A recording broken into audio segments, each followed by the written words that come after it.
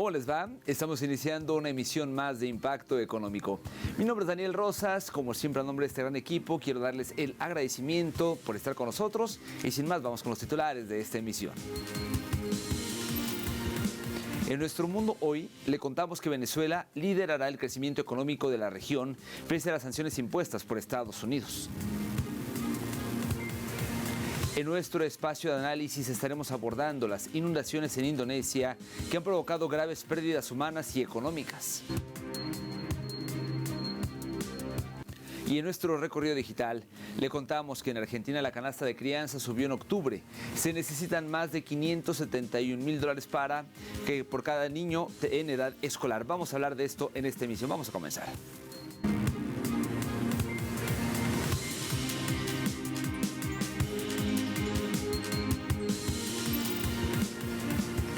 Momento de comenzar con el detalle de la información y como le adelantaba abrimos en Venezuela porque el presidente Nicolás Maduro durante su programa semanal con Maduro Más pues ahí aseguró que el país liderará el crecimiento económico de la región pese a las sanciones impuestas por Estados Unidos. Para conocer más detalles vamos a respetar parte de sus declaraciones.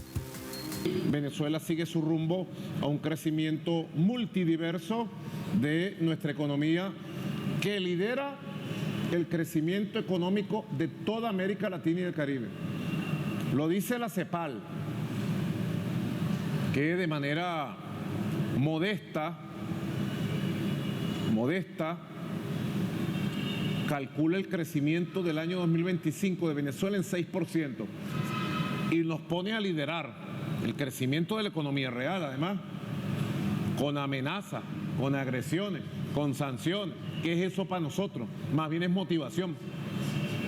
Cada vez que el imperio agresor del norte dice algo de nosotros, ¡pum!, nos va mejor. Lo que ellos quieren mandar a nosotros como maldiciones, sus amenazas se convierten en bendiciones y motivación del trabajo y de los logros que vamos obteniendo todos los días. Porque nosotros llevamos, como David, frente a Goliat, las bendiciones de Dios y las bendiciones del pueblo. Asimismo, el mandatario venezolano, en relación al crecimiento del comercio binacional Colombia-Venezuela, resaltó que hoy Venezuela produce más y exporta más hacia Colombia, importando bienes necesarios para procesos productivos internos en lo fundamental. Aquí sus declaraciones. En más de 90 rublos que ya estamos exportando a todo el mundo, porque los grandes mercados del mundo, China, India, Rusia, Irán, Turquía, etcétera, los grandes mercados están recibiendo nuestros productos de manera creciente, con gran calidad nuestros productos. Y mantener el crecimiento armónico con inversión, una circulación del crédito, la democratización del crédito y su expansión, crecimiento armónico de cada uno de los motores nacionales. Ahora, esta pregunta sobre Colombia te dice además, porque se puede decir una cifra, va a crecer 12% el comercio binacional Colombia-Venezuela, pero hay que ver la calidad del comercio que estamos teniendo ahora, ¿verdad? Hoy Venezuela produce más y exporta más hacia Colombia y estamos importando bienes necesarios para procesos productivos internos, en lo fundamental. Seguimos en el país vecino, me refiero a Colombia, porque el turismo de esta nación caribeña aumentó un 4,3% según información proporcionada por la Asociación Colombiana de Agencias de Viajes y Turismos. La ANATO, como se conoce, destacó a Estados Unidos, Venezuela, México y Ecuador como las nacionalidades más resaltantes de los visitantes extranjeros no residentes en el país sudamericano en 2025. La presidenta ejecutiva de ANATO, Paula Cortés, destacó que los destinos tradicionales como Bogotá, Antioquia y Bolívar se mantenían como principal opción para los visitantes, aunque presentó un aumento considerable, por ejemplo, Chocó, La Guajira y también Vichada entre enero y octubre de 2025, junto con el norte de Santander, San Andrés, Córdoba, Casanare y también Nariño. Las autoridades colombianas afirmaron que dicho crecimiento turístico va aunado al fortalecimiento de la industria de los viajes en Colombia y a la ampliación de los portafolios de las agencias de viajes, manteniendo el flujo en las zonas tradicionales y convirtiendo otros destinos en zonas emergentes idóneas para el turismo, con experiencias para todo tipo de viajeros.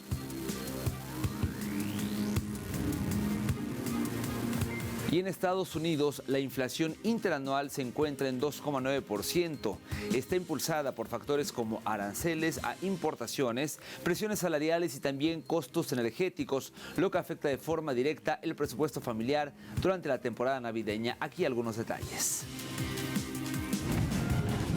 La Navidad es una de las festividades más esperadas del año, donde las familias se reúnen para compartir e intercambiar regalos, aunque esta actividad se volvió compleja en los Estados Unidos. Desde la llegada al poder del presidente Donald Trump a finales de enero de 2025, la economía estadounidense vivió cambios drásticos que han afectado el bienestar de los estadounidenses. Según datos del Índice de Precios de Navidad de PNC, los precios de artículos festivos subieron un 4,5%, excediendo incluso a la inflación general. Los habitantes han mostrado su preocupación por la inflación y el alza constante de los precios del mercado, notado que la situación no presenta signos tempranos de mejora.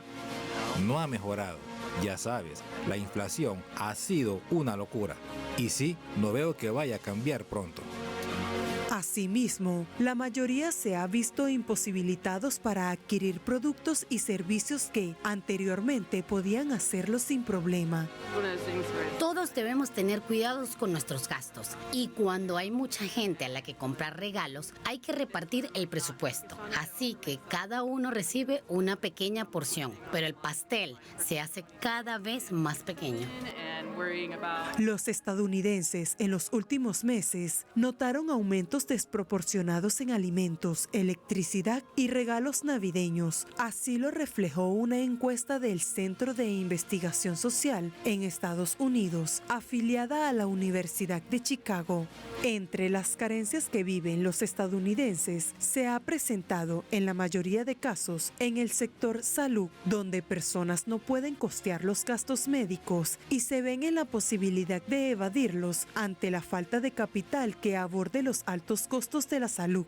A pesar de la narrativa del gobierno que afirma la inexistencia de la inflación y un aumento en la economía, los estadounidenses recalcan que la economía del país es pobre y no ha mostrado mejoría desde el 2024, aún con el cambio de presidente desde enero de 2025. Por otro lado, la economía de Uruguay registró una contracción durante el tercer trimestre de 2025, de acuerdo con el informe divulgado por el Banco Central de Uruguay. En términos desestacionalizados, el Producto Interno Bruto retrocedió 0,2% frente al trimestre anterior, poniendo fin a una racha de 8 periodos consecutivos de crecimiento trimestral. Si bien en la comparación interanual la actividad mostró un avance del 1,2%, el dato confirma una desaceleración del ritmo económico en línea con señales previas de pérdida de dinamismo. Indicadores adelantados como el indicador mensual de actividad económica ya venía reflejando un estancamiento desde abril. Analistas consultados por el propio Banco Central estiman un crecimiento cercano al 2% en 2025 con un segundo semestre prácticamente sin expansión. No obstante, la autoridad monetaria mantiene una previsión más optimista y confía en alcanzar un crecimiento del 2,5%.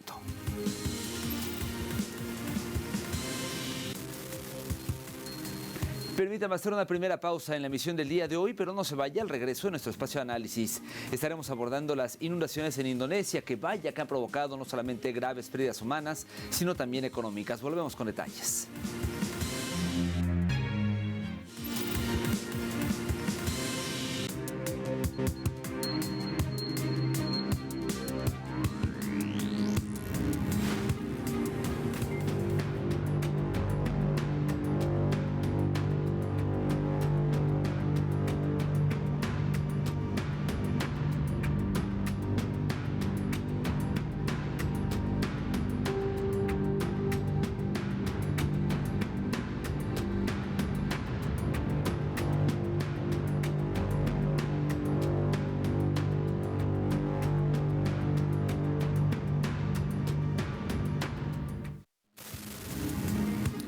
Los países asiáticos han experimentado un año duro con inundaciones históricas que han provocado graves pérdidas humanas y también económicas y podrían echar al suelo muchos objetivos estratégicos de desarrollo a largo plazo y donde Indonesia no escapó de estos desastres naturales.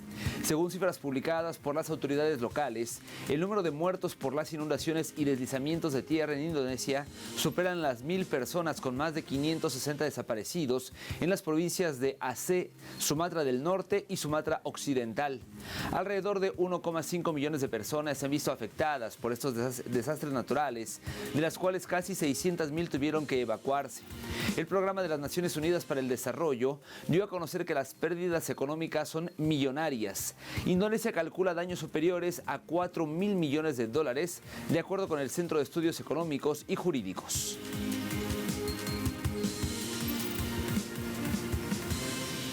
Entre los afectados por esa tragedia en Indonesia se encuentran los agricultores y tejedores de telas de Sumatra, quienes se enfrentan a graves desafíos debido a las recientes inundaciones y deslizamientos de tierra que han destruido sus tierras de cultivo y bloqueado carreteras. Vamos a ver algunos detalles. Recientemente, en la isla de Sumatra, se produjeron inundaciones y deslizamientos de tierra por el paso de la reciente coincidencia de ciclones en el sur y sudeste de Asia, provocando el bloqueo de carreteras y dejando tras de sí un alto saldo de heridos y fallecidos. Las zonas más afectadas fueron las agrícolas, donde campos fueron destruidos, erradicando las cosechas y provocando un grave daño monetario para los agricultores. Vimos nuestros campos de cultivo destruidos, las tuberías de agua de nuestro amigo destrozadas. Algunos arroces no se pueden cosechar, algunos cultivos estaban listos para la cosecha, otros no. Todo estaba destruido. Las autoridades estiman que en un año los agricultores podrán recuperar sus cosechas y con ello las pérdidas económicas provocadas por las inundaciones. Entre los afectados destacan también los tejedores de tela, quienes, ante el bloqueo de carreteras y escasez de materia prima, no tienen las condiciones para producir productos y trasladarse para su posterior venta, cortándose de forma contundente su cadena de producción. Sin recursos y con sus hogares dañados, los pobladores se encuentran en un pánico constante ante una posible réplica de los hechos, aumentando la inseguridad e incertidumbre en la región.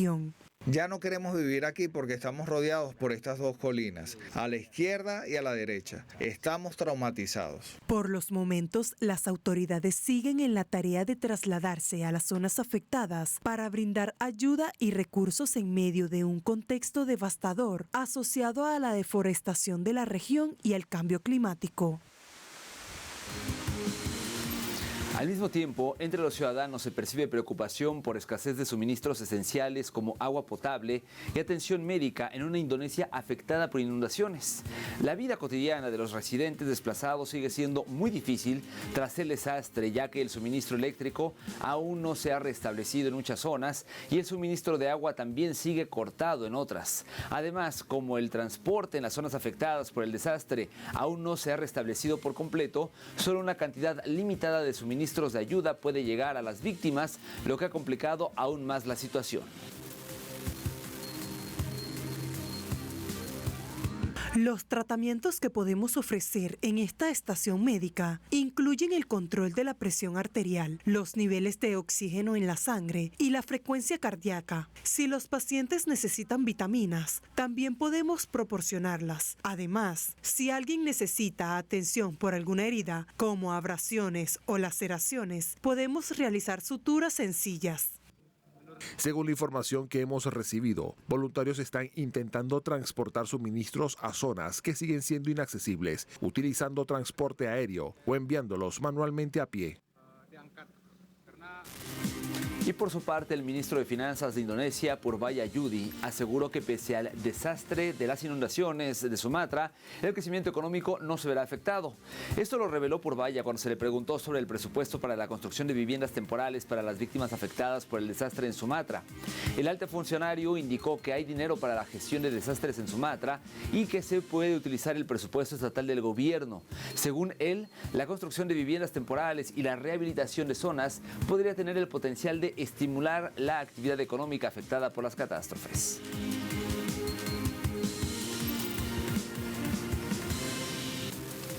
Organismos internacionales atribuyen las lluvias a la deforestación, la urbanización sin control y el agravamiento del cambio climático, el cual ha potenciado los efectos de las inundaciones recientes que arrasaron comunidades enteras.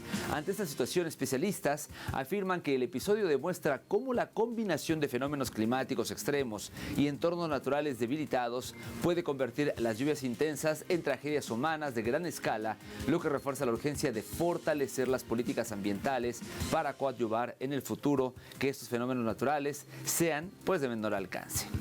Con esta información llegamos al momento de hacer una segunda pausa, pero al volver en nuestro recorrido digital le estaremos contando sobre Argentina, ya que la canasta de crianza subió en octubre. ¿Cuánto se necesita? Se lo contamos al volver.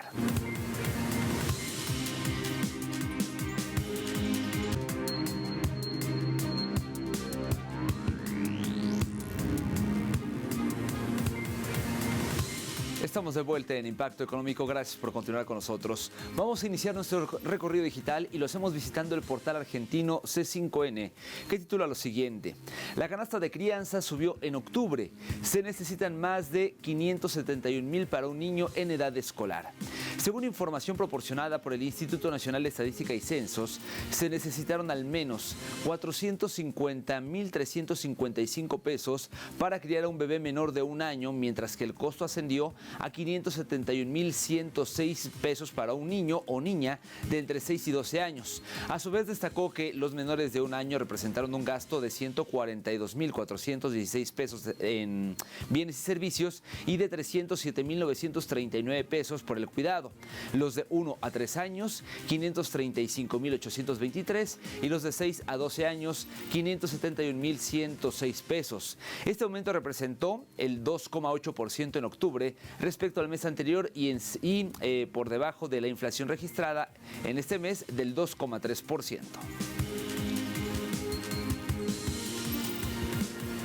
Por otro lado, la agencia de noticias cubana Prensa Latina tituló: reclamos de Rusia contra Euroclear superan los 225.700 millones. El Banco Central de Rusia informó que presentó una demanda en contra de Euroclear, uno de los principales proveedores europeos de servicios de liquidación y custodia de valores, por causar pérdidas al regulador ruso al impedirle disponer de sus fondos y valores. Los 225.700 millones de dólares solicitados por la institución rusa representan los fondos inmovilizados, el valor de sus títulos de valor bloqueados y la pérdida de ingresos. Este actuar va en consonancia con el rechazo del gobierno ruso al actuar de la Unión Europea, quien inmovilizó desde el 2022 activos rusos valuados en 300.000 millones de euros. El portal chino CGTN informó que la industria principal de inteligencia artificial de China superará 170.000 millones de dólares en 2025. El medio resaltó que esta proyección fue realizada por el Instituto de Investigación del Ministerio de Industria y Tecnología Informática. Asimismo, destacó que el área de la inteligencia artificial ha presentado avances considerables, como la mejora de entre 30 y 50% en modelos de IA con capacidad de lenguaje y comprensión multimodal, y la financiación de la IA con la robótica, recibiendo más de 40.000 millones de yuanes en financiación y contando con la participación de más de 350 empresas de toda la cadena industrial. Con estos avances, las autoridades chinas afirmaron que la IA ha alcanzado un punto de inflexión crucial, acelerando su transición desde la innovación técnica hacia la generación de fuerzas productivas reales.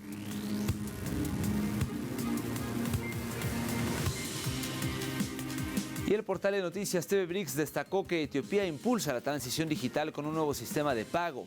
La Estrategia Nacional de Pagos Digitales y el Sistema de Pagos Instantáneos son las dos iniciativas con las que las autoridades etíopes se enrumbarán hacia la modernización económica y tecnológica. Con una duración estimada de 5 años, los proyectos pretenden ampliar el acceso a los medios de pago digitales, abarcando también a las comunidades con acceso limitado a los servicios. A su vez, las autoridades destacaron que esto va en consonancia con la Estrategia Digital Etiopía 2030 y con el objetivo de la construcción de una economía digital inclusiva que exige la cooperación entre el gobierno, las instituciones financieras, la iniciativa privada, el sector académico y los organismos internacionales.